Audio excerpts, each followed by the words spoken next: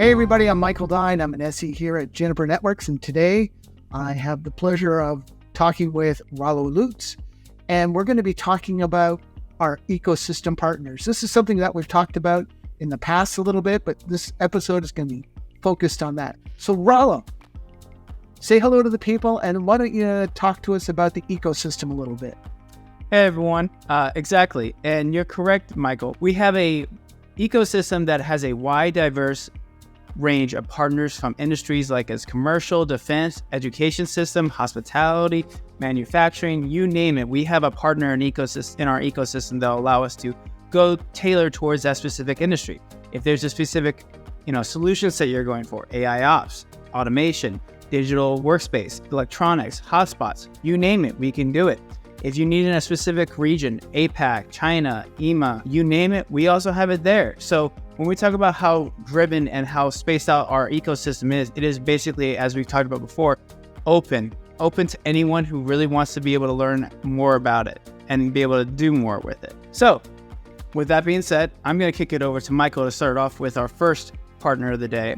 Michael, why don't you give us a little discussion about Zebra? Give us a little insight onto what Zebra can do for us. Yeah, so Zebra, when people think about that, not the animal, but the device, it's always that handheld thing that you see in stores when you scan your barcodes to buy stuff. But Zebra is so much more than that. It's tablets that you can actually attach to your grocery cart as you go through to help you with self-checkout. It is devices that attach to employees so that they can get to places in the store. It's a way of monitoring your inventory. This is what Zebra is all about. So this allows you to demand more from your network, but it also allows you to monetize your network, because now customers can come in, they have a cart that has this ruggedized iPad type device on here, or tablet, that they can just scan their devices in, pay, and then leave the store. So it makes it very efficient for the end user, or the customer in this case, to go in, buy what they need, and then leave. So that's Zebra. So Rollo, let's talk about another partner here. Why don't we talk about Ekahau? Because, anybody who's doing anything that heat maps and things like that, we get that question a lot. So why don't you take some time and talk about Ekahau? Yeah, and as you kind of exactly just pointed out, Ekahau is a lot of what you would say is your heat mapping as well as your floor planning. Whether it be with their Sidekick 2 or the AI Pro, you're basically building out where your Wi-Fi should be and how it should be deployed with your access points and such.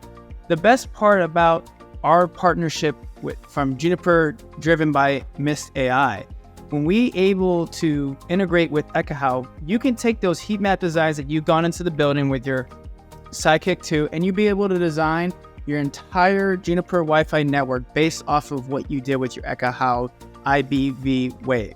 And basically, you'll be able to take that file that you just created with your Ekahau, you're able to import it into the Mist AI, and you're able to not only see where you should be able to put your access points, but also automatically import the necessary information from the scale to the locations, the height, the virtual Bluetooth array into the direction. You can even have the AP MAC address in Ekahau, so you don't even have to automatically, real world APs built into it right away. And if you're doing location services, this makes it even easier to set up those wayfinding, or even to go into even more detail, figuring out where your asset tracking can be. So these are great tools that we are able to import with our open APIs, like we've talked all series, and bring it all together for this partner.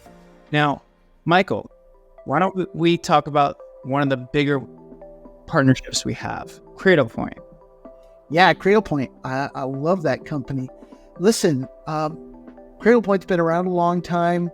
We've had a long history with Juniper. About a year or so ago, we announced a partnership with them, and they really kind of fill that gap for us for 5G integration. And today we're actually able to, through our Mist AI portal, to import the Cradlepoint device. We're able to collect telemetry from it, so it allows us to do things like, hey, that thing that you talked about earlier, like, why is my Zoom call failing, or why am I having a problem with this across the WAN? Well, now we're able to answer that on a 5G solution. It connects into through open APIs back to the Cradlepoint cloud. I think it's called NetCloud, if I'm not mistaken. And it is the first step in our partnership with Cradlepoint.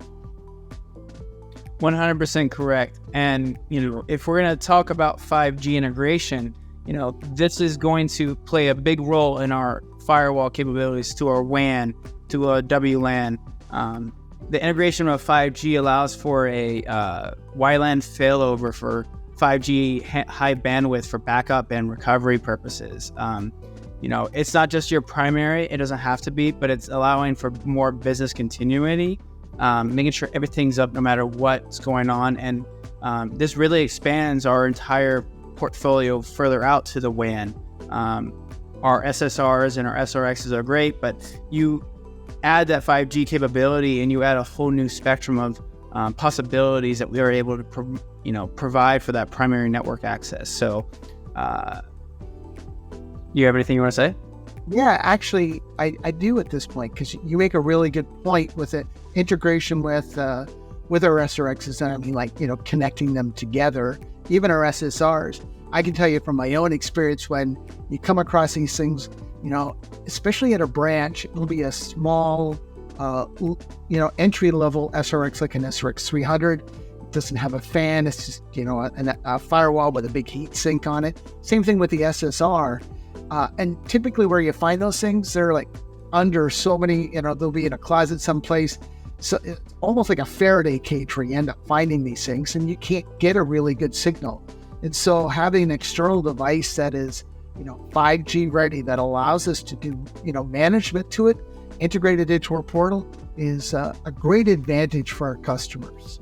And, we've talked about all these possibilities of increasing our edge portfolio, as well as just being anywhere as a pioneer of wireless technology. This is advancing the 4G, 5G routers that are with Cradlepoint and pushing it all together with Juniper Mist AI to demand more from your network, to demand more from your entire typology. So I got nothing more to say other than that, Michael.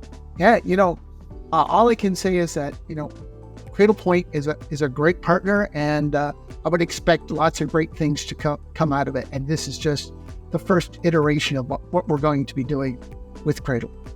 Exactly. All right. Well, thank you everyone for joining us on this partner discussion into our open ecosystem. If you or anyone else know that maybe, hey, how does Juniper interact with so-and-so? Or maybe if you do want to become a partner of ours, feel free to let us know, and let us know in the comment sections, or email us, or give us a question. Thank you everybody for joining us today. That's it for now. I'm glad you joined us today, and hopefully you learned something about the integrations we have with Zebra, Ekahau, and Cradlepoint. If you have any questions, you can reach out to us or leave comments below. Thank you for watching.